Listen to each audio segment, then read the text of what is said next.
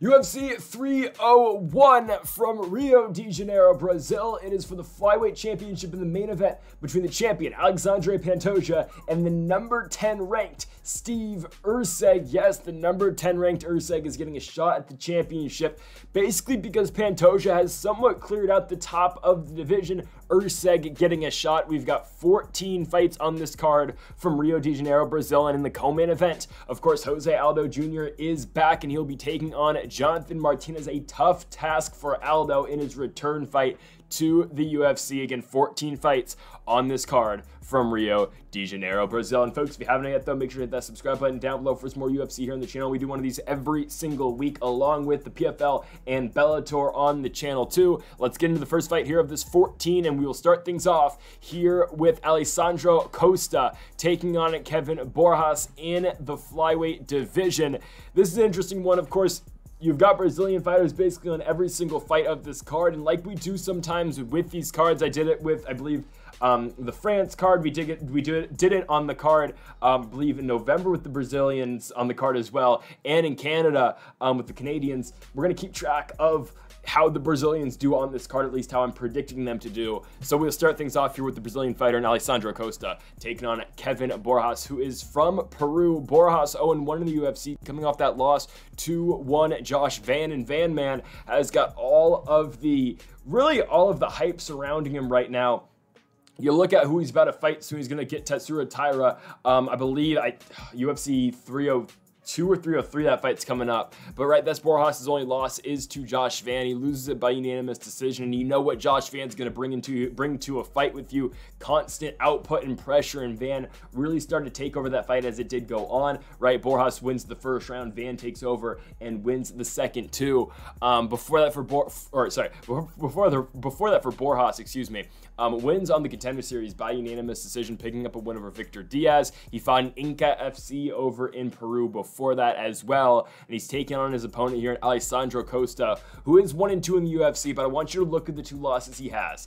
Amir Albazi is the number 3 ranked fighter in the flyweight division. He loses the fight by TKO in the 3rd round. He beats Jimmy Flick, who I thought was kind of done, but he beat Malcolm Gordon, so I guess Jimmy Flick's back, kind of. And then, of course, Costa goes out there and loses to Steve Erceg at UFC 295 in New York, the same card where Borjas lost to Van by unanimous decision. Obviously, Erceg after that went on to beat Matt Schnell, and now look at him, he's fighting for a world championship in the main event with the chance to bring the championship back to Australia, right? So Costa is 1-2, but look at the losses he does have, right? In this Steve Erceg fight, you know, he wins a round against Erceg, and I don't think we should be valuing winning one round over Erceg like it's some impossible feat. I get it. Erceg's in the main event. He's 3-0 in the UFC, but again, he's not like Pantoja yet, right? If he wins the fight against Pantoja, I guess you can put him on that, upper echelon level, but again, the jury is still out on Steve Erceg, and we will see. So I don't want to put too much, stock into, okay, well, Costa won a round against Erceg. Well, Erceg's only had 3 fights in the promotion, right? But again, Costa did win a round. He beats Jimmy Flick. He beats him in the 2nd round by TKO, Vittori Cannonier undercard, and then he loses the fight against Albazi. Again, first fight in the UFC is just tough. The last card of 2022, gets dropped in the 2nd and the 3rd round. You can make the case that maybe he wins the first, but Albazi really takes over the fight as the fight has progressed. Costa, again, takes the fight on short notice, and loses the fight. He was fighting in Lux before that, won a fight in the Contender Series in 2022 as well, right? So you got a guy in Costa who fights out of Lux, who, I would value Lux a little bit better than Inca FC. Inca FC is primarily just a Peruvian regional. Lux is one of the better ones you'll see in Mexico.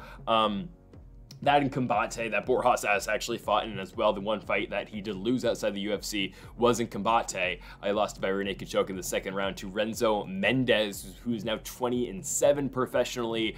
I think this is a competitive fight, but I am going to take the Brazilian in this one. We're going to take Alessandro Costa, right? I do like Costa a lot more on the ground in this fight. I do like what he's able to offer in terms of his all-around submission game and just his all-around control time as well. He's able to really grapple through this fight. Again, Kevin Borjas just was, kind of seemed one step slower than Van, at least in that fight that he had. And I don't want to, play, okay, well, Borjas lost to Van and Costa's lost to top 10 guys. you know, but still, the competition is better for Costa, both in and out of the UFC. He did look decent in the Erceg fight. Borjas just got outstruck in the Van fight, so I'm not really discrediting him all that much either. I just think Costa's better, and I think where Costa does win is on the ground in this fight, and I am going to take Alessandro Costa to win at home here. So give me Costa, who is Brazilian, but he fights out of Mexico. Still, though, going to take Costa to win the fight by unanimous decision. Our next fight is Ismael Bonfim taking on Vince from Hell Pichel. That fight was originally scheduled in the Brazil card in November of last year, so I've already talked about that fight. It just got rebooked to this date. Nothing's really changed. I will keep the same pick, and I'll see you guys for the fight right after. On our next one, we have got Ismael Bonfim taking on Vince from Hell Pichel. Vince Pichel is almost 41 years old, still fighting, and he's going to be taking on Ismael Bonfim. Bonfim is coming off his loss to Benoit Saint-Denis. Obviously, Bonfim's brother's in the main event. We'll talk about him, or sorry, co-main event. We'll talk about him when he does have his fight against Nicholas Dalby. But for Ismael Bonfim, again, 1-1 in the UFC. His first win was, you know, a fight where you couldn't have asked for a better result. He goes in there and beats a popular guy in Terrence McKinney and completely sends him to the shadow realm, ghost realm, whatever. Goes in there and flying knees him, knocks him out in the second round in Brazil earlier this year. He comes back, though. He loses to Benoit Saint-Denis. A lot of guys in this card fought on that July 1st card with Strickland and Magomedov main eventing. But Benoit Saint-Denis went in there and submitted him in the first round at the end of the first. Now Bonfim comes back. They say, all right, you lose a fight against Benoit Saint-Denis. That's a guy who's in the top 15, or at least trying to make the top 15 after he fights Frivola in November, or I guess in a couple weeks in Madison Square Garden. They say, all right, that's fine. We'll now give you Vince Pichel. Vince Pichel's washed. He's washed up. He's 14-3. He's had 10 fights in the UFC. He is 7-3. However, the wins aren't the greatest. You know, again, none of the guys that he's beat are still in the UFC except for Jim Miller, I do believe. He lost to Mark Madsen. That was, you know, at UFC 273 in Jacksonville last year, a long time ago in 2022. Pichel goes in there and Pichel gets beat by Mark Madsen. Madsen, of course, former Olympic wrestler, goes in there, beats him. You know, Pichel's 41 years old. What do you think he's going to do with this Ismael Bonfim? Bonfim's either going to knock him out or he's going to submit him. I think he's just going to knock him out. Again, what do you expect a 41-year-old to do in a fight with Bonfim, who went out there and, you know, flying knee, highlight reel knocked out Terrence McKinney? I think you're going to see another big knockout in this fight. Ismael Bonfim absolutely dominates. You'll see his brother later on the card in the co-main event. I think he goes out there and beats the living hell out of Vince Pichel. That's Pichel's nickname too, but yeah, Ismael Bonfim all day. Way better striker. Again, a 41-year-old Pichel is kind of washed up. I think he's still a decent striker, I guess. But all around, Bonfim's quicker. Bonfim's got more power. Ismael Bonfim's going to win the fight. He's going to get it done by a first-round knockout. Okay, I'll just outright say it. I think this is a somewhat low-level flyweight fight in the women's flyweight division, right? You've got Dione Barbosa taking on Ernesto Kareckaite in this fight. For Ernesto Kareckaite, she is, you know, a professional fighter who's got 6 fights under her belt, right, from Lithuania. And for Dione the Witch Barbosa, she's 31 years old and she's had 8 professional fights and she's 6-2. Now, don't let the record kind of fool you. The losses she has are Josiane Nunes, who's in the UFC, and Jenna Bishop, who has 6 points and who is, guess, tied for, oh no, she's in second place because Dakota Chivo got the finish before her.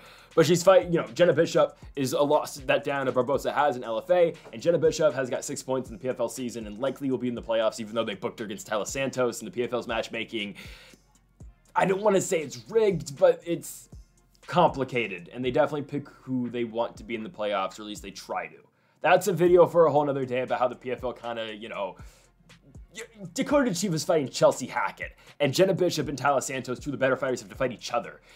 It's something. But anyways, Dione Barbosa, her losses are Josiane Nunes and Jenna Bishop, right? And she has a win over Karini Silva. If you just saw the UFC card yesterday, Karini Silva beat Ariane Lipski, or Ariane De Silva, I think that's what she's going by now, right? And Ariane Silva is 4-0 in the UFC and is a top 10 fighter, right? And Dione Barbosa has a decision victory over her at Katana Fight Night back in May of 2019 over in Brazil. And I get it's a long time ago, and since then, and after that fight against Silva, Barbosa lost back-to-back to Nunes and Bishop, but look what she's done after. She's won 3 fights. Now, the 2 wins in LFA I don't think are the greatest right now against the best competition, but the win over Rain Guerrero on the Contender Series is good. It's an armbar victory in the first round. It gets her shot in the UFC. Now, she's taken on another Contender Series alum in Ernesto Kareckaite. Kareckaite is a kickboxer, and this is the best example of a clash of styles you are ever going to see between Diana Barbosa and Ernesto Kareckaite. Kareckaite is a kickboxer, right? She's a former professional kickboxer and boxer.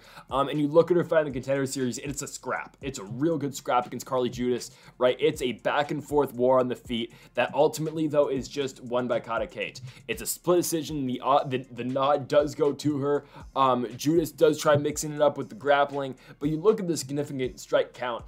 184 to 168 is your final count on that fight. However, Diana Barbosa is going to try to limit that as much as possible, right? She's not going to want to play in this game at all with Kareckaite, because if she does, she will likely lose. I did butcher the stats at the bottom. Kareckaite's got 2 knockout victories, 0 by decision and 3 by submission, or sorry, 3 by decision. So I just butchered that a little bit there.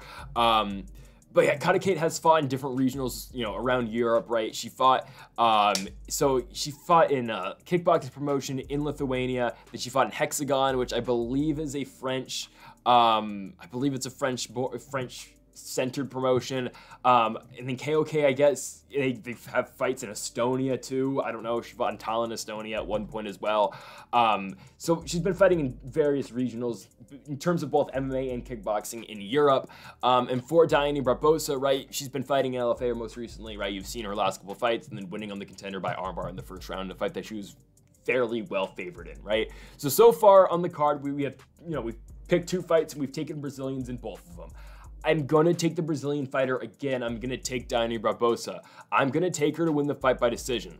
I think she's going to mix it up really well against Kareckaite in this fight, right? It's a clash of styles, and whoever you like more in terms of, do you like, basically the fight's going to come down to takedown defense. That's ultimately what this fight's going to come down to. It's going to come down to wrestling. It's not going to come down to the striking of Kareckaite. It's not going to come down to the jiu-jitsu of Barbosa, right? You know where these 2 fighters excel in, and even if they're 2 fighters who've never fought in the UFC, you know what both of them do well in.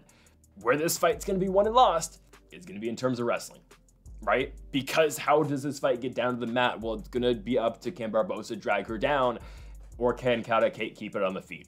I do think Barbosa is able to get the fight down. And now, where her jiu-jitsu does come into play and her grappling does come into play is, if she's able to get her down, she's going to keep her down. I think that's how that works, right? In terms of this fight specifically, I think that's how it's going to work with Barbosa. If Barbosa is able to get Kareckaite down, I do think she's going to be able to remain heavy on her and remain, you know, on top positioning for most of the round.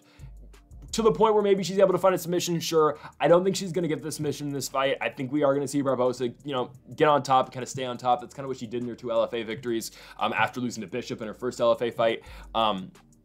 I think Barbosa is the better fighter. I think she's able to win. Now, obviously, if she's not able to take the fight down, Kareckaite's going to give her hell on the feet. That is without saying, right? Because again, clash of styles to the, you know, 10th degree. Kareckaite's nickname's heavy-handed. She doesn't have the heaviest of hands. But again, for a women's flyweight, I guess she's got moderately, you know, decent power. I think Barbosa is the all-around in this matchup. I think the matchup does favor her, because I do tend to favor the grappler in a matchup like this. I think she's able to take Kareckaite down, and also I'm going to take her at home. I think, you know, slight advantages do go to fighters fighting at home, especially in countries like Brazil. You know, the crowd's going to be, you know, really rooting for Barbosa, and they're going to be on her side.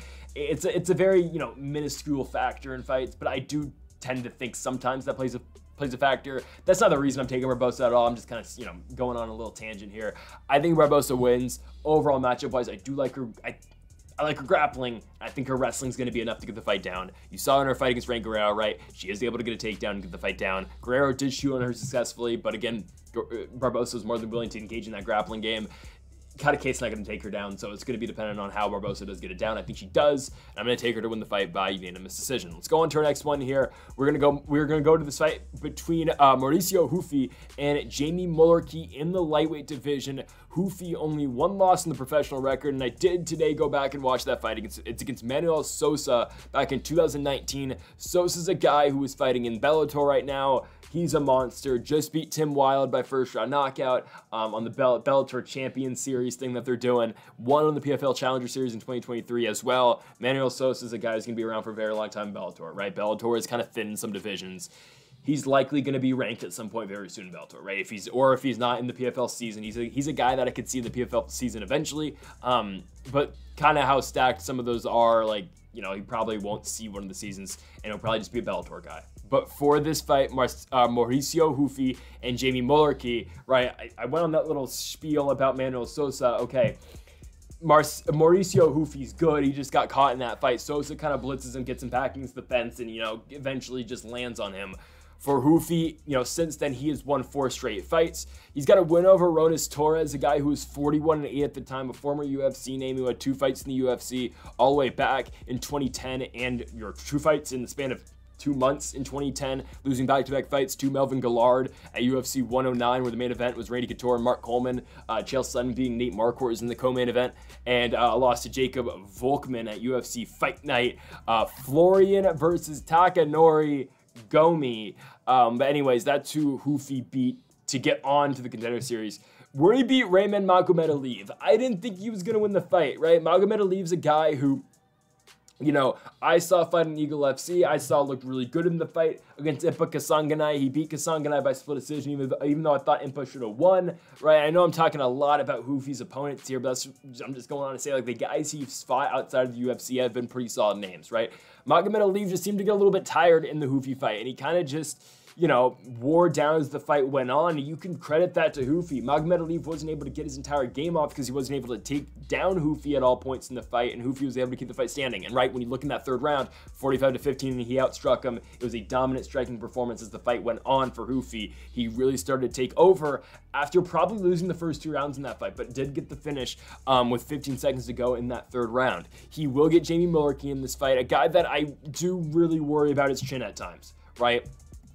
Ruffy hits hard. His nickname is One Shot, right? He does hit very hard. And I do worry about the chin of Jamie Mullarkey. His last 3 losses have all been by knockout, right? He has traded wins and losses for a very long time. And if, you know, we're playing that game, he is due for a win here. But, right, when you look at what Jamie Mullarkey has done recently, right, we can go back to really his UFC debut, lost to Brad Riddell, a loss to Farziem, wins over Kama Worthy and Devontae Smith. And Devontae Smith, a guy who at one point I thought was going to be a really talented prospect. He doesn't fight anymore. But after the Devontae Smith win, here comes the, you know, the trading wins and losses. A loss to Jalen Turner, no shame in that.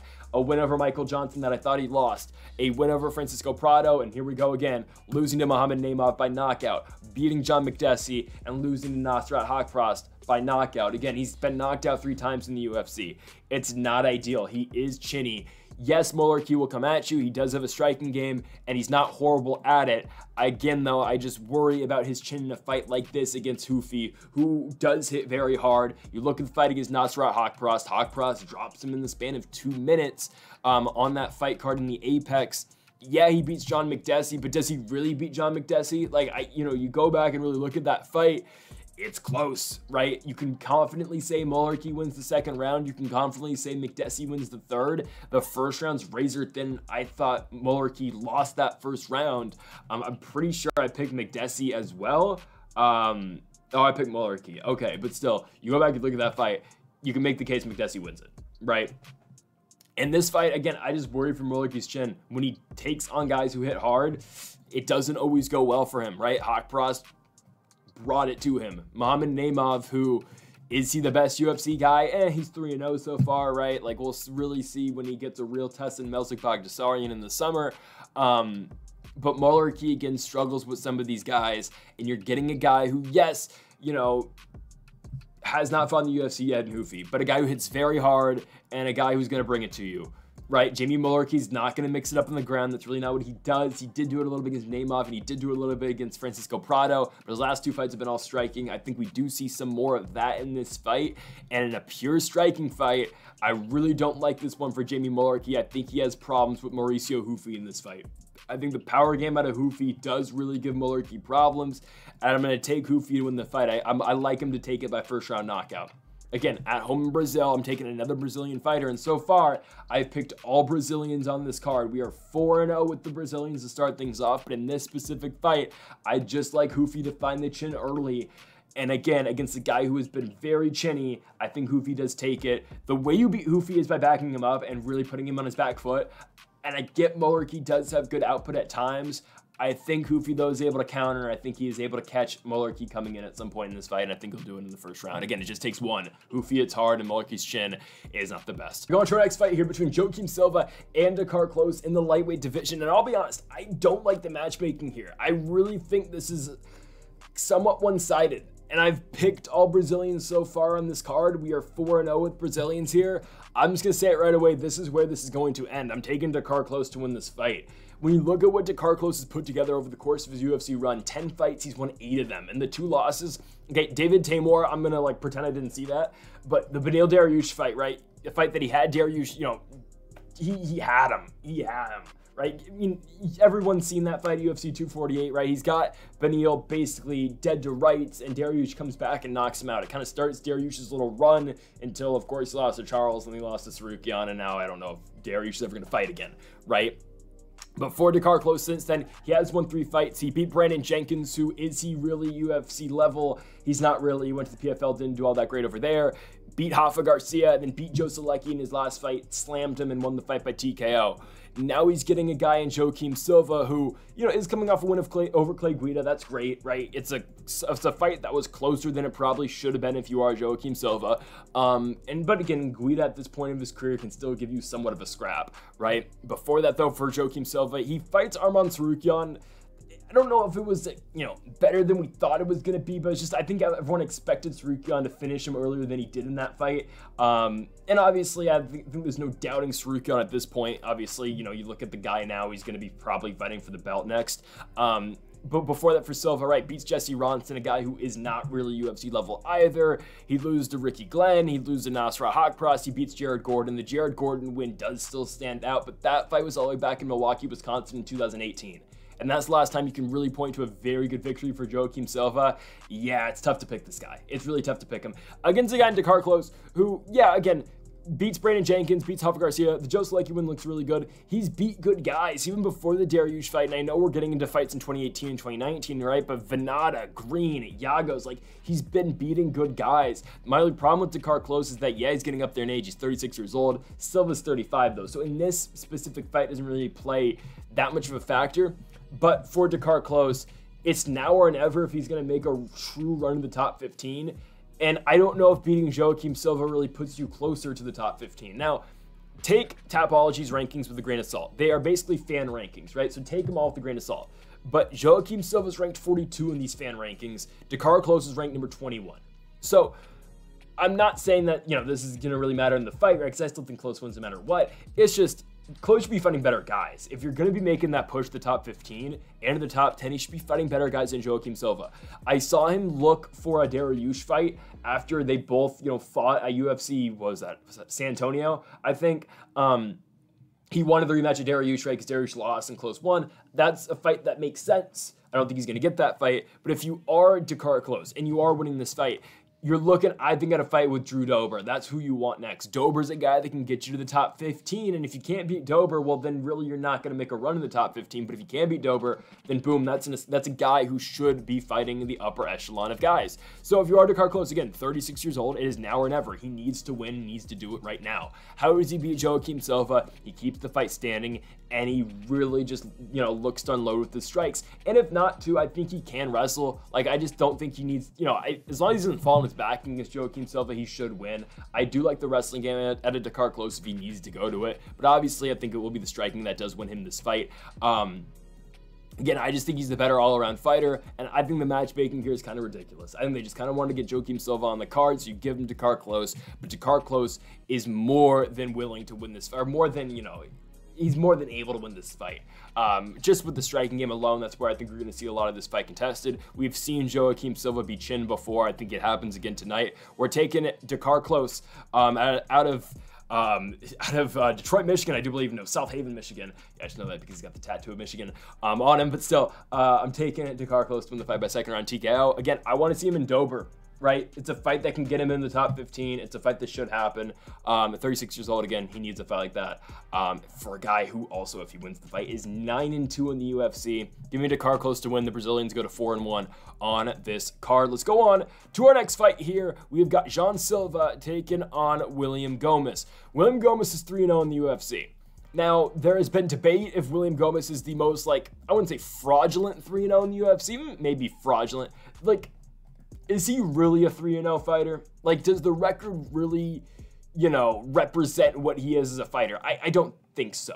I don't think William Gomis is the greatest, right? This is a guy who beats Jarno Aarons in his first fight by majority decision. He beats Francis Marshall by split decision after that, and he beats Yanis Gamori by third round TKO in his third fight, right? He's 3-0, 2 wins in 2023, a win in 2022, excuse me. But the wins just aren't all that impressive, and the guys he's fighting aren't the greatest as well. Jean Silva is only 1-0 in the UFC. It's a first-round knockout victory over Weston Wilson. It was something that he was supposed to do, and I think the fight that really stands out more is the win that he does have on the Contender Series, the win over Kevin Vallejos, where he wins the fight by decision, but looks really good in doing so, right? Like, nothing is really proven in a fight that you're a minus 950 favorite in, where you beat Weston Wilson. Like, sure, it looks good on the record. You win a fight by first round knockout in the UFC in your UFC debut, but in the long run, beating a guy who, again, is a plus 900 underdog against you is not going to be, you know, something that's going to really stick out in the long run, right? It looks good on the record, but what do we really know about Jean Silva? Yeah, he hits hard, and yeah, he can win firefights like he did in his fight in the Contender. Can he beat a guy like William Gomis? Ultimately, yeah, he should be able to. Gomis is nothing special on the feet. He's just, you know, he's a technical fighter on the feet out of the MMA factory over in Paris. He's not the fastest. He'll wrestle with you like he did in the Aarons fight, and he'll kind of just lay on you. But I think Jean Silva is good enough to, like, not get stuck down there. And I think he's good enough to just win exchanges in the pocket as well on the feet. Again, I just don't think Gomis is all that good for being 3-0. I don't think he is. I think Jean Silva is the better fighter. I'm going to take the Brazilian again, so they're going to go to 5-1 on this card. I do think Jean Silva is going to find a way to chin William Gomis, and I think he's going to get it done in the first round again. I think Jean Silva really does hit hard. He truly does. You look at his last, 5 fights? I mean, really, you look at his last 8 fights, 8 wins, 8 fights. He's won 8 in a row. 7 out of 8 of those are by finish. And all of them are by knockout except for one. It was a guillotine choke win in RFA fight in 2021. No, not the RFA that became LFA and RFA over in Brasilia. I'm looking at this. I don't know why on the poster there's a shark and a bull, but that's probably something in Portuguese I don't understand, I'll be honest with you. But Jean Silva has looked very good. He does hit hard, and I think he's going to find a way to chin William Gomis in this fight. I don't think William Gomis is all that great. But sure, Gomis does do well of avoiding pressure and avoiding, you know, big shots coming his way. So maybe that is what benefits him a little bit in this fight. Still, though, I do like the fighter fighting at home here in Brazil. I'm going to take Jean Silva to get it done. I don't know if it's as easy as the Weston Wilson fight, because that fight did feel like a layup for Jean Silva. But when you look at the odds, Silva a slight favorite over Gomis. We are going to go with the slight favorite to get it done in Brazil. Taking Jean Silva, fighting out of the Fighting Nerds over in Sao Paulo to win the fight and give William Gomis his first O, or to get rid of his O in the UFC. Someone's O has got to go, and I think Jean Silva will do it over William Gomis. Give me Silva by first round knockout. I'll be honest though, not the most confident in that pick at all. We will go to our next one here. Elves Brenner taking on, my goodness, this guy's good, Murderback Orolbai. I probably butchered it, but Orolbai's good, right? I mean, you saw it in his first fight in the UFC, right? Big underdog against Eros Medic.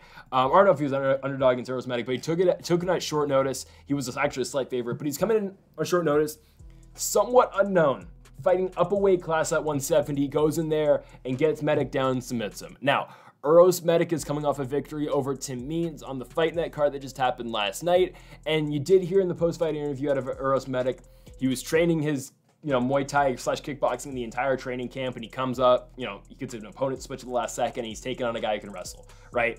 Just unfortunate, I guess, in that fight for Medic, but Orolbai is good. Orolbai is a very talented fighter. Coming from Kazakhstan, this is a guy who's 26 years old. Does he look 26? Definitely not. But he's only 26 years old, and he's on a run. His only loss is at ACA Young Eagles back in 2020 against a guy at the time who was 8-0. He's now 13-0. Khalid Satuev, undefeated guy in ACA. I don't know much. I'll be honest with you. I don't know much about, you know, ACA as a whole. I know some of their top guys at times, but I don't know much about Khalid here. But when I'm looking at his record now, 13-0, I wouldn't be surprised if like Bellator gets him eventually. Or the UFC. This is the guy, the only win over Orolbai.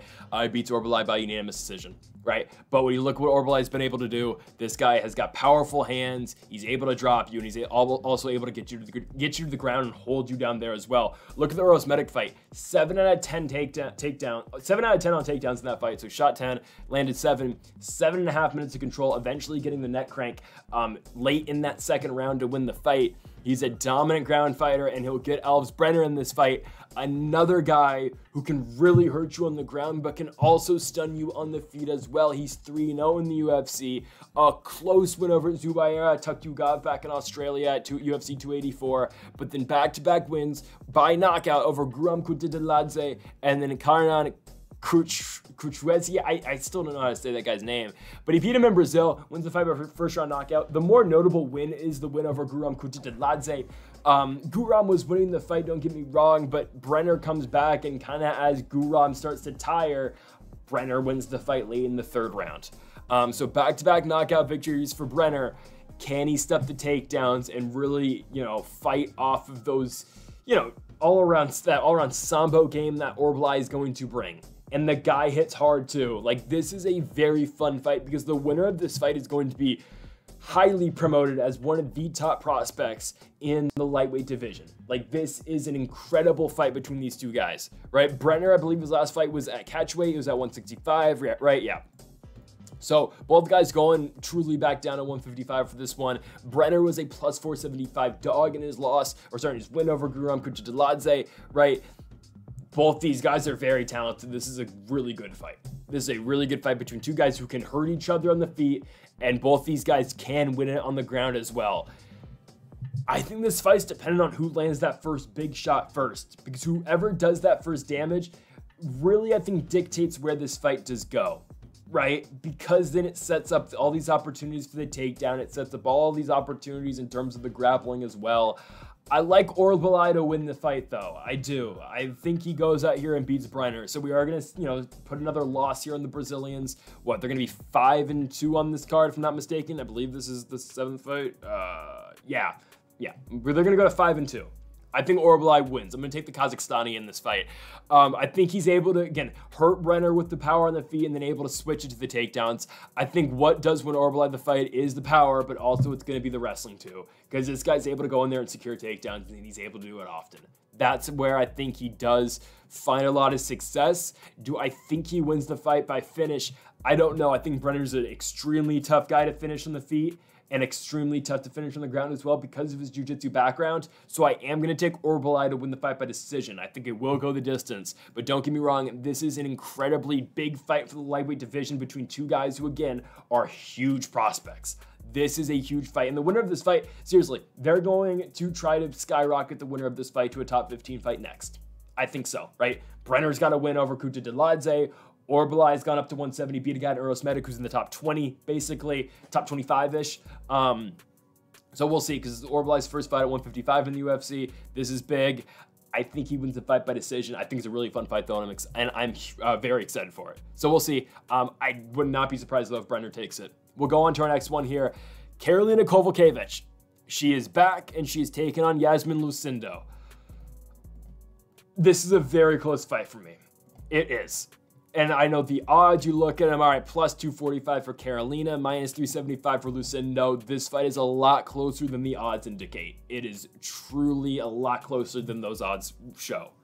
Lucindo's won 2 fights in the UFC, but they're Brogan Walker, who really I don't think's UFC caliber, and Polyana Viana, who at one point showed potential in the UFC, but now is just kind of faltering in the division. She's lost back-to-back fights now to Lucindo and Jillian Robertson in her last one. I don't know how much weight we can put in the Lucindo win over Polyana Viana. Viana's not that, skilled grappler we once thought she was, right? Karolina's been winning fights. Now, are they against the best fighters? No. She's beating Diana Balbizia. She's beating Vanessa Demopoulos, who's actually winning fights in the UFC. But she's beating Silvana Gomez Juarez. She beat Felice Herrig on Herrig's way out of the way out of just fighting in general. Sure, I understand they're not the best victories, but Karolina has been finding ways to win fights. And, you know, after going on that 5-fight skid where she loses to Andrade, she loses to Waterson, she loses to Grasso, Yanjanan, Penne, with the exception of Jessica Penne, in retrospect, those aren't really bad losses. Like, yeah, Jessica Penne too kind of made a run at the top 15 at some point in her return. Does Jessica Penne still fight? I'm trying to remember. Hold on one second. Jessica Penne, yeah, I don't think she hasn't fought since the Ricci fight. Maybe she still fights, I don't know. Penne, I remember though, she's like 41 now, so I don't know if she's still fighting. But anyways, when you look back at them, they're really not horrible losses, but the wins, sure, aren't the best either, right? Herrera, Gomis Juarez, Demopoulos, Belbizia, they aren't the best wins, but she's winning fights again. She's on a 4-fight winning streak. Lucindo's won back-to-back. And Carolina's 13 years older than Lucindo in this fight. She's got all the experience over Lucindo. She's been there, done that. And what we've seen out of Carolina, again, we've seen her striking game really come through. You saw that in the Diana Belbizia fight, winning every single round because she was able to go out there and just win in exchanges with Belbizia. Can she do that against Lucindo? I think there's a possibility, definitely. Because I think where Lucindo's going to try to win this fight, it's going to be on the ground. It's all dependent on if Carolina can keep the fight standing. I think so. And yes, during Carolina's losing streak, we saw Jessica Penne take her down. We saw Yanjanan take her down. We saw Michelle Waterson take her down. And that's where she did lose. So that's where this fight is won and lost for Karolina Kowalkiewicz. It is going to be in terms of the wrestling. If she's able to keep Lucindo on the feet, I think she wins. I think she will go out there and outstrike Yasmin Lucindo if she's not able to take her down. If she does get taken down, though, I think Lucindo does obviously see the big advantage. But I'm more than tempted to take Karolina Kowalkiewicz in this fight. I really am. Truly. Even at the plus money, she's plus 245. I understand. I get that. I think this is a very big opportunity for her to go out and win a big fight on the road. She's 16 years older than Lucindo. I might have said 14 earlier. She's 16 years older than Lucindo. I get it. Carolina's 38, Lucindo's 22. But all that experience Carolina has had, she's been in this game for so long, and Lucindo is still very young. And you might know Lucindo from her fight against Yasmin Jauregui. Jauregui, you know, might not be the uber prospect we once thought she was. Maybe she will be eventually, but again, both her and Lucindo are very young. I think this is a fight where Carolina kind of just, you know, uses the veteran experience and goes in here and wins the fight. I'm taking the plus 245 underdog. I'm taking Karolina Kowalkiewicz. Again, if she's able to stuff takedowns, I like her in exchanges against Lucindo. You go back and you watch Lucindo's fight against Yasmin Jauregui. Jauregui wins in exchanges with her. She does, right? And Yasmin, you know, what, she's 3-1 in the UFC, right? She came back, she beat Sam Hughes, but she got dropped and finished by Denise Gomez in 20 seconds. I know that's not saying the most because the fight was so short, right? But I don't know how good Jauregui truly is yet, right? She's beating Estela Nunes. She beat Sam Hughes. Those aren't the best UFC names. She loses to Gomez in 20 seconds, right? And of course, Denise Gomez goes in and loses to Angela Hill right after because that's how women's MMA works. But right, Angela Hill, you know, beating an up-and-coming prospect. What's new? I think Carolina wins because I think you're going to see a lot of striking in this fight because I do think Carolina has worked on that takedown defense, and I think she's able to keep the fight standing. Because again, who has Carolina lost to? Yanjanan was that close to beating Zhang Weili for the championship. Alexa Grasso is the world champion at Flyweight. Michelle Waterson in 2019 was going on her little run to the belt. She ended up losing to Joanna, but still, that was when she was on her run, right? And Jessica Penne is gotta give her credit, is a very talented jiu-jitsu player. I'm taking Karolina Kowalkiewicz to win the fight by decision. That's the biggest underdog pick I think I'm taking tonight. I think. We'll see where this goes. But I think we're going to take Karolina Kowalkiewicz to win the fight by unanimous decision. On to our next one here. I believe this is the feature prelim. Jack Shore and Joe Anderson Brito, if I'm not mistaken. I don't think there's another prelim after this one. No, yeah, the main card's right after this. So your featured prelim is Jack Shore and Joe Anderson Brito. A very good fight, right? Because Jack Shore at one point in time was a very hyped up prospect from Wales. He was undefeated. And he just lost, right? He gets a fight on Long Island against Ricky Simone, and Simone out-wrestles him. Simone drops him in the second round, but then also out-scrambles him on the ground at the same time and gets the arm triangle choke in the second round. The first round is close, but Simone, again, does kind of win positioning over Jack Shore in that first round, and in the second round, he wins the fight outright. Shore, since then, has come back and beat Makwan Americani. He beats Mr. Finland by rear naked choke in the second round over in England in 2023, but that's somewhat expected against a guy in Makwan Americani who does not have a gas tank to save his life. But now you're getting Joanderson Brito, right? And by the way, the Brazilians now are 5-3 in the card with my picks. But can Joanderson Brito get them back to 6-3? I think it's definitely possible. Brito's on a 4-fight winning streak after losing his UFC debut against Bill Alcio. He's bounced back. He beat Andre Fili by first-round knockout. He submitted Lucas Alexander. He beat Weston Wilson in the first round, and he submitted Jonathan Pierce, which I think is still a tremendous victory, beating Jonathan Pierce. I know Pierce is coming off of a loss to David Onama that he just had last night, but still, that's a good win. I do think it's a good win still, right? He catches Pierce with that guillotine in the clinch, right? You call it a ninja choke, a guillotine, whatever you want to call it. Pierce is winning the second round, but Brito gets it back in the clinch and, you know, again, gets the guillotine. We'll see what Jack Shore is able to do, though, because Jonathan Pierce did see some success wrestling against Brito until he didn't, and Brito hits like a truck as well. We'll see what Jack Shore is able to do, but I would not underestimate this guy at all. Losing one fight to Ricky Simone doesn't really dictate where the rest of your career is going. I do think Jack Shore is still all that talented, right? This is a guy who was undefeated in Cage Warriors. He was the Cage Warriors Bantamweight champion, right? He comes into the UFC, wins a bunch of fights, and he just drops one to Simone. Don't forget the wins he has, right? The Azure win, the Shoei Lan win, the Timur Valiev win, right? He was stacking victories in the UFC until he ran into Simone, where he just was, you know, Simone's the better man that night. And Joanderson Brito is good, right? He's very good. He's a very strong guy, but he's a guy who has been controlling the ground before and who has been taken down before as well, right? Brito does own a win over Diego Lopez too back in 2021, I'm just saying.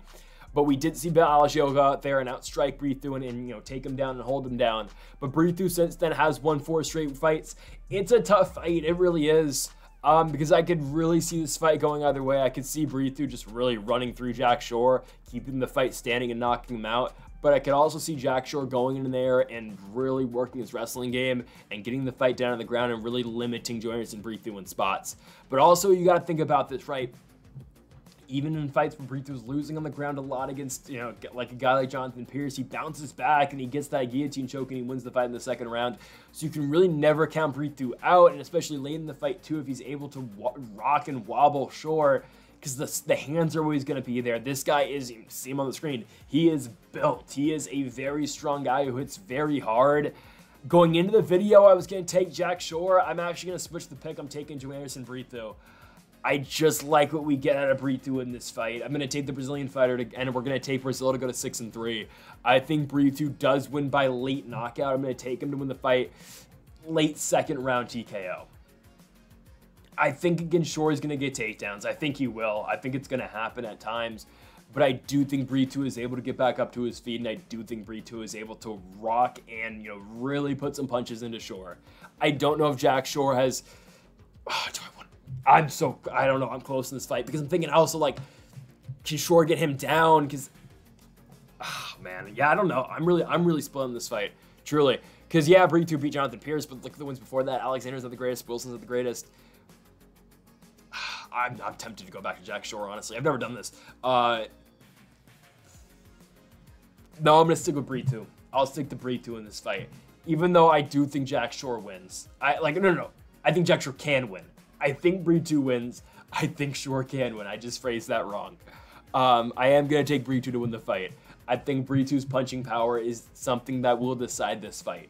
Because yes, I do think Shore gets takedowns, but I think Brito's able to build himself back up, and also I do think Brito, again, has heavier hands, and he's going to be able to wobble Shore at a lot of points in this fight, if possible, right? Shore is not on the striking level of Brito, and he does not have the power to match Brito as well. So I think that's where Brito really does set himself apart in this fight, but don't get me wrong, this is an extremely close fight. It is very close, but I'm going to take Brito to win the fight by second round knockout. I think he's able to get one, though. I think he is. He has not lost since that UFC debut against Algio. He's, like, very good since then. He's able to, you know, you saw that fight where he was able to really stun Fili early in the fight. Yeah, I'm going to take Brito to win at home in Brazil. The Brazilians go to 6-3 on this card as we go to the main card, and we start off with Paul Craig and Caio Borralho. No one's been able to beat Borralho yet in the UFC, and I don't know if Paul Craig's really that guy. I don't know. I don't think he is. We saw Paul Craig get out grappled by Brendan Allen in his last fight in the main event. Now, Brendan Allen lost to Chris Curtis. I will die on that hill. Chris Curtis won that fight. And it's not because I had a lot of money on Chris Curtis. No, Chris Curtis won that fight. He beat Brennan Allen for the second time. I'm still mad that that was the scorecard for that fight. I don't know how you score that fight for Brennan Allen. I'll be honest with you. I get, you know, Curtis, you know, blows his knee out in the last last 10 seconds of that fight. That should not dictate who wins the fight. Chris Curtis should have beat Brennan Allen. Anyways, Paul Craig got out grappled and out scrambled by Brennan Allen in every second of that main event back in 2023. Yeah, Paul Craig beat Andre Muniz, but we are seeing that Andre Muniz is not the guy that we thought he once was at one point when he was submitting Jacare Souza. Okay? Paul Craig still lost 3 out of 4. Volkan Oezdemir, Johnny Walker, Brennan Allen.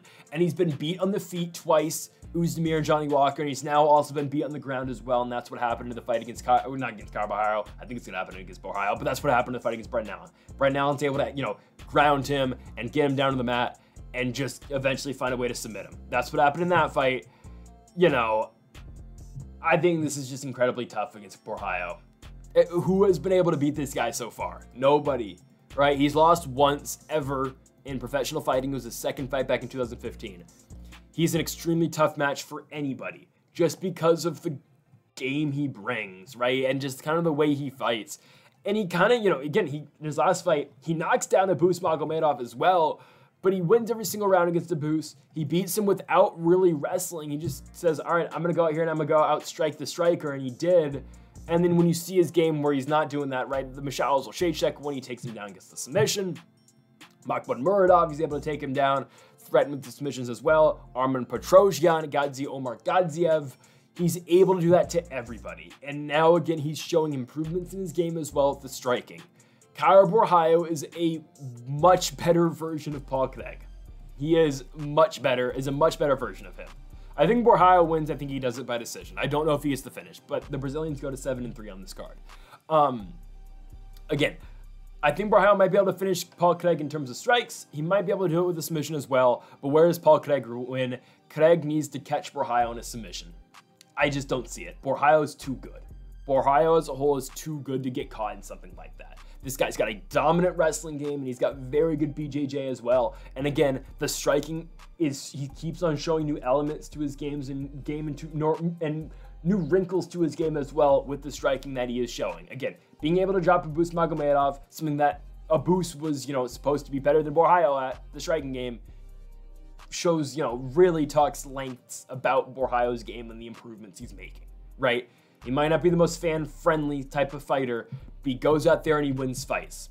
Borralho is again, a younger version of Paul Craig who's got better striking, who's stronger, might not have the true jiu-jitsu skills as Paul Craig in terms of submissions off of his back, but with control time and with wrestling, Caio Borralho is much better than Paul Craig.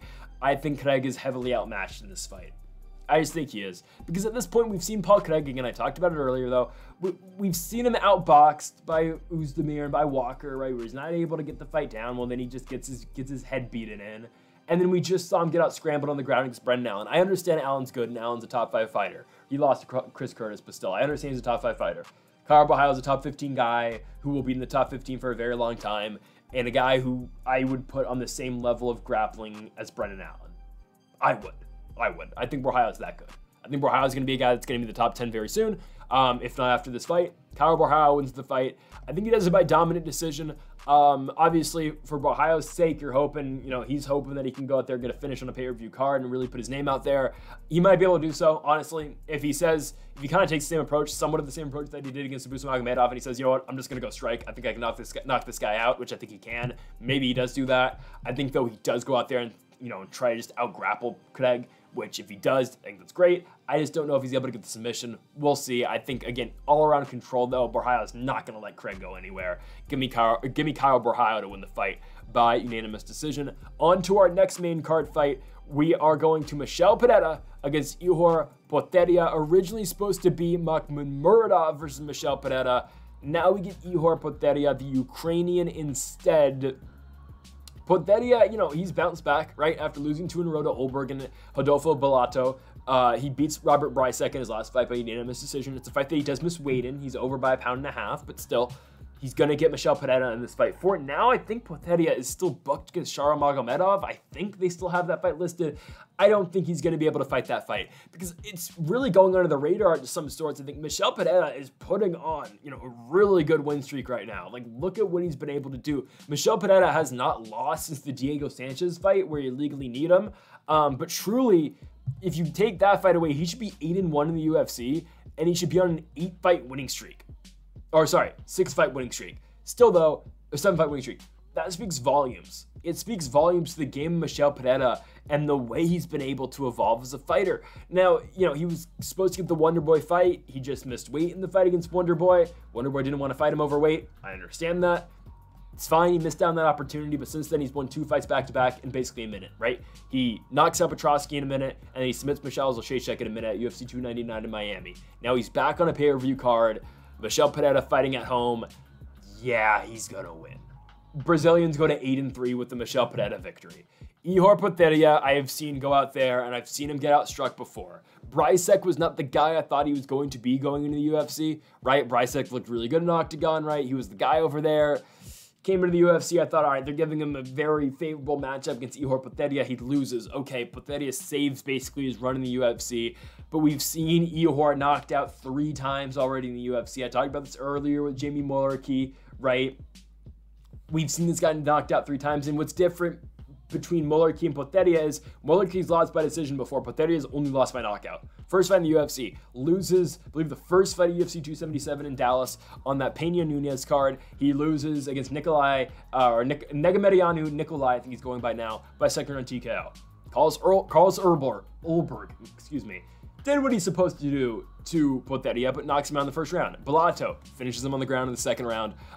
Even though Ihor did drop Bellato in that fight, Bellato gets him down, and Bellato does finish the fight down there. Okay, Michel Pereira, again, those levels ahead of Ihor Potieria. This is a gimme matchup. It is. This is what this is. Ihor does not stand a chance.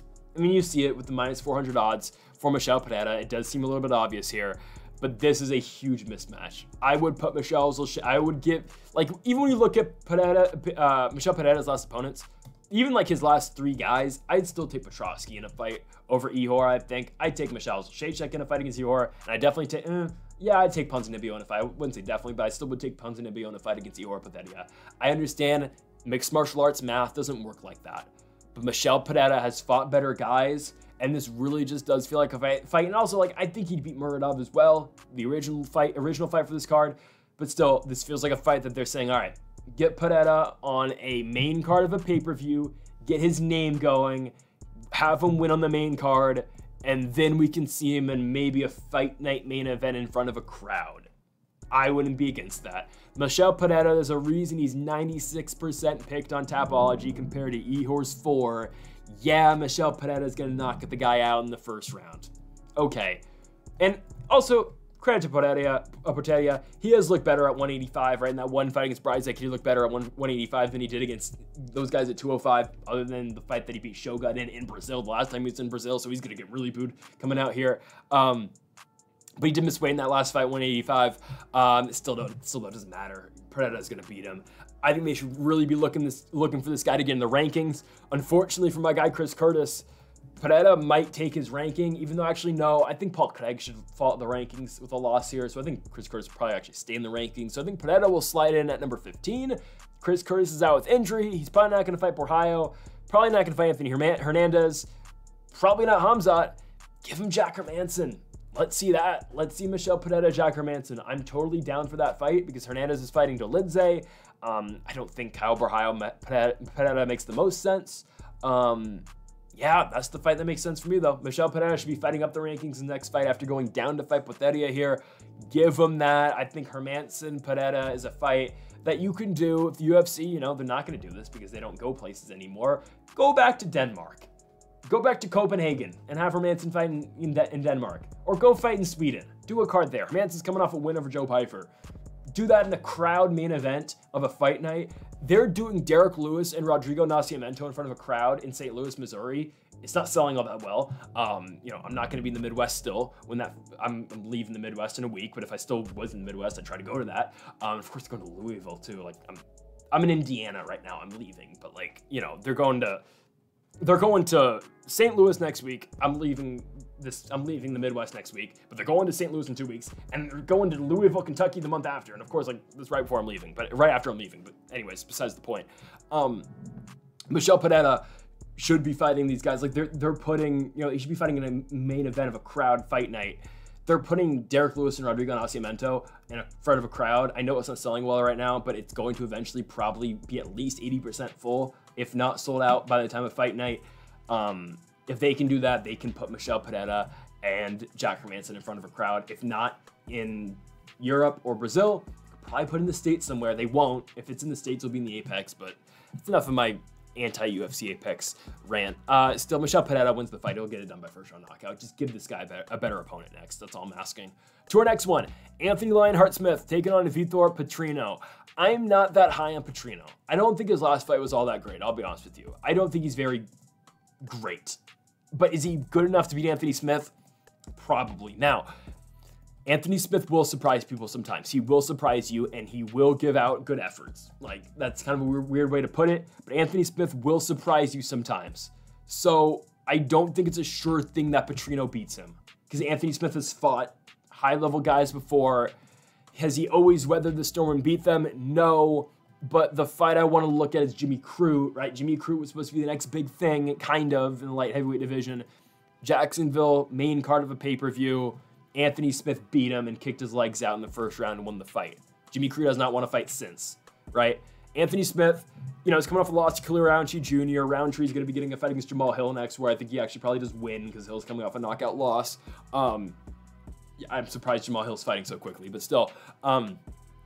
Anthony Smith, again, I wouldn't be surprised. No, I'd be surprised if he won, but don't be shocked if Anthony Smith turns back the clock of sorts and really just gets that veteran win over Vitor Petrino. Because Petrino, I am not too high on. The Tyson Pedro fight wasn't very good. Simply put, it was not very good. It was a co-main event, I believe. I think it was a co-main event. Rozenstruik Gaziv was a horrible fight night card. He barely beats Tyson Pedro. He wins probably 2-1. I scored it. I thought Pedro actually got the first round. He out-grapples him at the end of the fight. What Petrino needs to do, he needs to knock out Anthony Smith in the first round. That's what he needs to do. Especially Anthony Smith, who's coming off a knockout loss to Khalil Roundtree. He needs to knock out Anthony Smith. Because that's... Trying to make a statement, dude. You're fighting a guy who's fought 60 times in his career. He's 35 years old. He's still trying to campaign for a fight with Alex Pereira. Like, what are we doing? Anthony Smith thinks he could beat Alex Pereira. I get he's trying to sell a fight, but, like, what are we doing?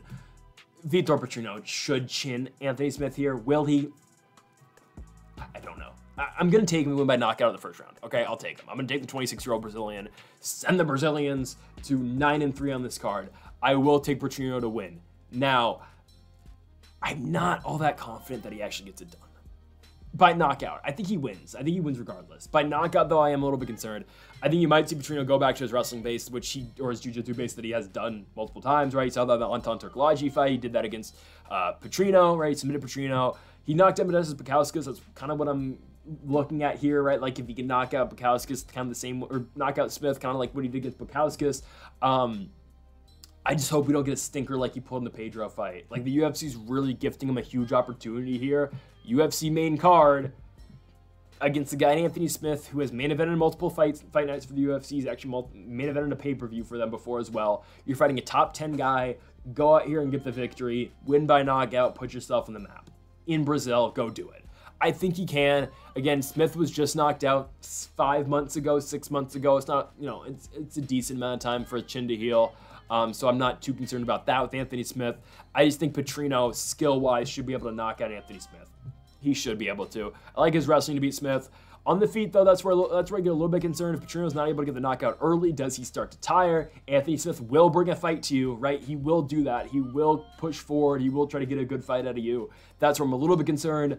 I do think Petrino wins, but I don't know if he can get it done by first round knockout. I hope he does, just for the guy's career, because I think, again, he wins this fight, you're in the top 10, right? Where does he go from here?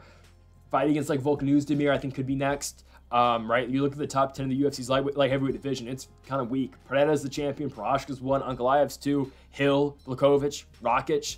Is Nikita Krylov still alive? I truly don't know. Like, if you're not like aware of this, look up Nikita Krylov right now. There's been nothing out of this guy in a year. He's in Ukraine.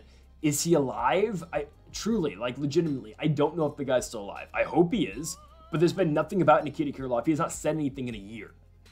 I don't know. Johnny Walker, Clear Roundtree, Uzmir Smith, right? Like, that's the top 10 of the weight class. I don't know. We'll see. I think Petrino does break his way, though, into the top 10 with the victory here. I think he gets it done. We're going to take Vitor Petrino to win the fight by first round knockout against one Anthony Lionheart Smith.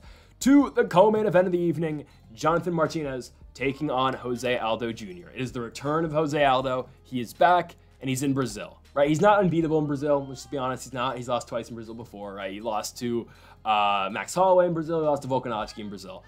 But this is going to be cool. Aldo coming back, right? I didn't think, it didn't feel like the send-off when he lost to Merab Dvalishvili, right? He loses to Merab. Just got out-wrestled by Merab, no shame in that. He goes, does some boxing over in Game Bread, and then in Shuto, he won 2 fights over there. Now he's back against Jonathan Martinez. But my goodness, this is an incredibly tough task. Coming back into the UFC, this is difficult because Martinez, he might be ranked 13th, but this is an extremely tough fight to come back to. I wish, though, this was Dominic Cruz, Jose Aldo, like it was supposed to be, but Cruz couldn't make the date. So now you get Jose Aldo taking on an extremely tough guy in Jonathan Martinez, who is a good boxer, who will kick the living hell out of your legs, because that's what he does. But Jose Aldo does the same exact thing, right? I understand Jose Aldo is somewhat old, right? He's 37 now. But even when Jose Aldo was still fighting in the UFC's bantamweight division, he was winning. He was winning with the exception of Merab and Piotr Jan for the championship. Don't forget he went on that 3-fight run where he beat Marlon Vera. He beat Pedro Munoz. And then he beat Rob Font as well. Won 3 in a row, gets Merab in basically a title eliminator, and then just loses and then leaves mixed martial arts as a whole. There's no shame in losing to Merab. I think Merab's going to be the next champion. Truly, I think Merab beats Sugar Sean. Now Aldo's back, and this is, though, maybe one of the toughest fights he could take in the top 15. Truly, right? Like, this is one of the tougher fights against the lowest name value like he could find. I'm not shaming Jonathan Martinez at all. I think Jonathan Martinez is very good. But in terms of popularity, he's one of the least well-known guys in the weight class. Chael Sonnen always has a saying that Chael Sonnen always goes over this when he talks about call-outs, right? You want to call out the worst potential guy that can make you the most amount of money. And this is not Jose Aldo's decision. Jose Aldo did not get to handpick an opponent in this fight. I'm not saying this at all. But if you're Jose Aldo, you want to fight a guy like Dominic Cruz, who isn't, I wouldn't say Dominic Cruz is an easy fight, but it's a guy that he can beat. And it's a guy who has a huge name behind him, who's maybe one of the greatest bantamweights of all time. I tend to think it's Aljamain Sterling, but I think Cruz is definitely up there, right? But you look at this, right? Aldo beat number 8 in the weight class. He's got a win over Rob Font. He beat Marlon Vera, who is number 4 in the weight class. He's beat these type of guys, and now he's getting an entry-level fight against number 13, who is a killer, who's an unknown killer. This is tough. It's tough for Aldo. Do I think he's able to win exchanges against Martinez? Yeah. Martinez has been clipped before. He got knocked out against Davey Grant back in 2021, but he has not lost since. Given though he's not fought anybody on the level of Jose Aldo, his 2 best wins are Said Nurmagomedov and Adrian Yanez. But you look at the 2 wins he's got by leg kicks, Cub Swanson and Adrian Yanez, 2 out of his last 3 victories have been won by leg kick TKO. How does Jonathan Martinez put on the biggest statement possible on this card? He finishes Jose Aldo by leg kicks. He does to Aldo what Aldo's been doing to guys for years over the course of his career. That's what Jonathan Martinez should do. I mean, that's what he should be striving to do. That would be insane if he finished Jose Aldo by TKO with leg kicks. I'm not saying that's going to happen. I'm not saying by any stretch of the imagination that's going to happen. I think that'd be the craziest thing that could happen in this fight if Martinez kicked the hell out of Aldo's legs. Now, he's going to try. But I think Aldo, again, will be able to check a lot of those kicks because Aldo's seen that. He's done that. That's what he does himself. I think Aldo's really able to box up Martinez a lot in this fight. I'm actually going to take Jose Aldo Jr. to win this fight. I think, again, Martinez has not seen anybody on the level of Aldo. When Aldo left the UFC, he was still fighting the top guys and beating the top guys. He's going to win over number 4, win over number 8. Munoz is still, what, like 13? 14, right? He's still beating these high-level guys. I understand Martinez is good, and Martinez is a guy who is, again, quickly rising up the weight class. I think Aldo, though, is going to get him. I think it's a tough matchup for both guys, but I do like the boxing game in Jose Aldo Jr. I like the kicks that he's going to throw. I think he's going to check a lot of the kicks Martinez throws back at him. And on the feet, I really like in the exchanges in this one. I like Aldo to win a lot of them. It's tough to go out there and outbox Jose Aldo. I think Jose Aldo Jr. will do it. He'll have kickbox Jonathan Martinez, and he'll get the win. Give me Jose Aldo to do it. I think he's going to do it by decision. Jose Aldo gets back on the winning track in the UFC, and we'll see him soon. I don't know. I want to see him in a top 5 matchup. If Henry Cejudo wants to keep fighting, there's a fight. Deiveson Figueiredo is not a bad shout. Song Yadong too. Like, there's fights for him. Let's get going. I want to see Aldo. Again, now or never. You're 37 years old. Let's see it. If he can make a title run, he can do it right now. He's got to do it right now. Immediately give him the top guys again, because that's where he left off. He left the UFC ranked, 4? He is still a top guy. Aldo beats Jonathan Martinez in the co-main event. On to the main event of the evening for the Flyweight Championship. The champion, Alexandre Pantoja, taking on Steve Erceg for the Flyweight belt. It's interesting because you get the number 10 ranked, challenger in Erceg take on the champion in Pantoja. We have not seen this really since the days of Demetrius Johnson, where you'd see guys so low down the rankings getting a shot all the way up to the championship, obviously, right?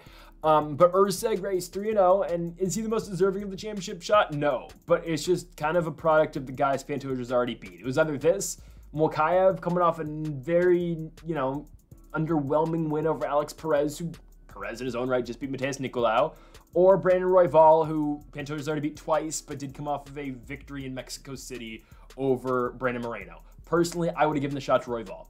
Personally, I would have. I just think, again, Royval kind of deserves it. He beat Moreno. If Moreno won, they would have given Moreno a 4th fight against Pantoja. Maybe you should have just given Royval the 3rd fight against Pantoja. Now, the way, quickly before I talk about Pantoja and Erceg specifically, the way I booked the flyweight division going forward, I think you kind of do what they did the last time. They put 4 flyweights on the same card, and you had the 2 winners, obviously, you had the winners in Schnell lost to Erceg, and you had Perez, who lost to Mokaev.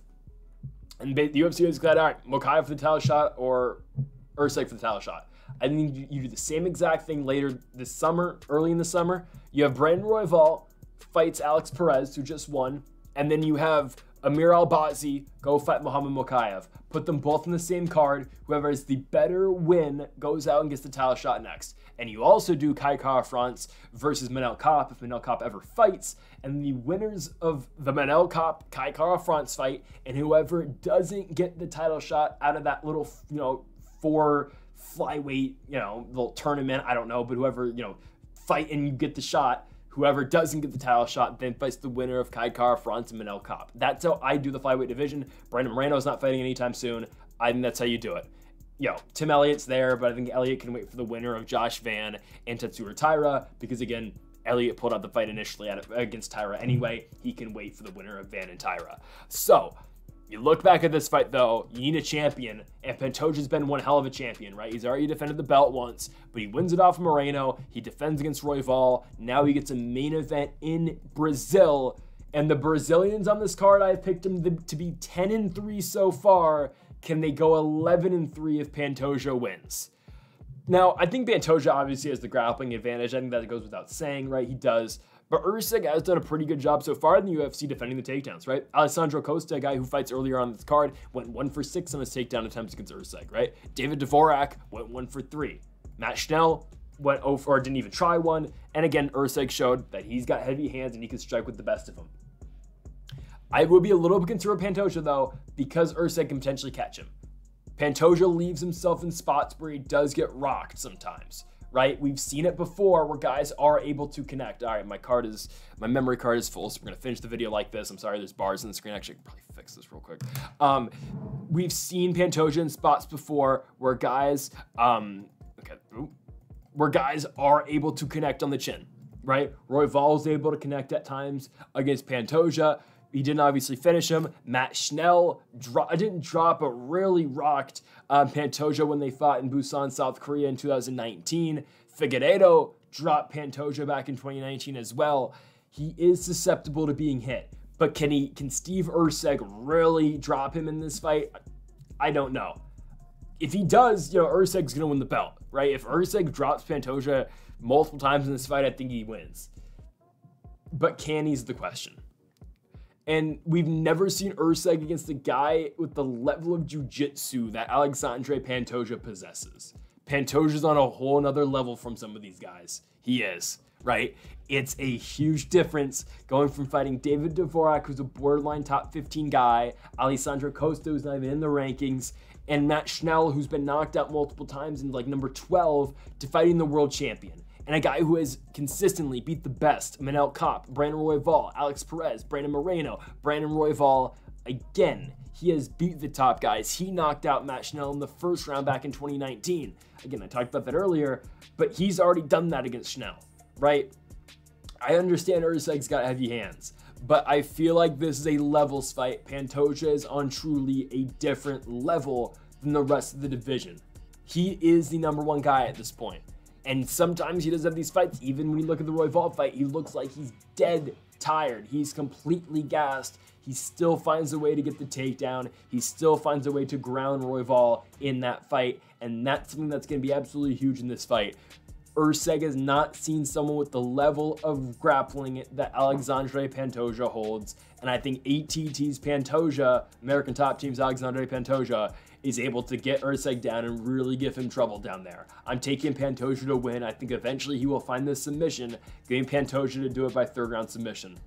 I don't think we get into the late stages of this fight where we will see Steve Erceg's cardio for the first time. We will see him into the top, and we will see him in it to those later rounds because Erceg has never gone past the 3rd round. He has been in championship fights scheduled for 25 minutes before over in Eternal MMA. None of the fights actually went there. The fights they did have got finished before. The fight could have potentially gone into the 4th and the 5th championship rounds. But he's prepared for it before. But we've seen Pantoja be there and done that late into fights when, again, he seems like he's dead tired, but he just pushes through and he ends up winning in moments like that. I wouldn't be too concerned with either guy's cardio game. I don't really think that plays too much of a factor in this fight. I just think you pick who you like better skill-wise. I like Pantoja a lot. Unless Erceg is able to, find that check hook and drop him, kind of like what he did against Schnell. He hit him with the left hook. If he's not able to find that big shot against Pantoja, he doesn't win. Because Pantoja is going to mix it up on the feet and on the ground. Again, we say it all the time. Your wrestling makes your striking better. And that's going to happen in this fight. Pantoja is going to find gaps in Erceg's game when Erceg is worrying about the takedown and worrying about the overall grappling game that Pantoja is going to be throwing at him. I think Pantoja wins. He keeps the belt, and we're taking him to do it by 3rd round submission. And still, the flyweight world champion, Alexandre Pantoja. Again, I just think he's on a completely different level from the rest of the weight class. I've seen him go out there. I've seen him beat Royval twice. I've seen him go out there and beat Moreno 3 times. I like the striking game. I think he can go strike for strike with Erceg. I really think he can. I think people are underestimating the striking game out of Pantoja in this one. I still am not that confident in Erceg because he has not beaten anybody at the level of truly what Pantoja's gone, truly the guys that Pantoja has fought recently as well. I like Pantoja to go out here and show why he is the champion and Erceg's number 10. There are levels to this game, and Alexandre Pantoja is one of the best pound-for-pound guys in the world. Pantoja keeps the belt and still champion in Brazil, pushing the Brazilian fighters to 10-3 on this card. Pantoja gets the victory in the main event. So folks, thank you for watching our UFC 301 predictions here on the channel from Rio de Janeiro, Brazil. Make sure to hit that subscribe button down below for more. Make sure you leave a like if you did enjoy the video. We'll be back next week for UFC St. Louis between Derek Lewis and Rodrigo Nascimento in the main event. Co-main, a banger between Nursultan Ruzboyev and Joaquin Buckley. That one's going to be electric. So folks, make sure you come back to the channel next week for that. Thank y'all for watching. Make sure to hit that subscribe button down below for more. Comment if you do disagree with any of the picks. Folks, thank y'all for watching. And Mamba forever.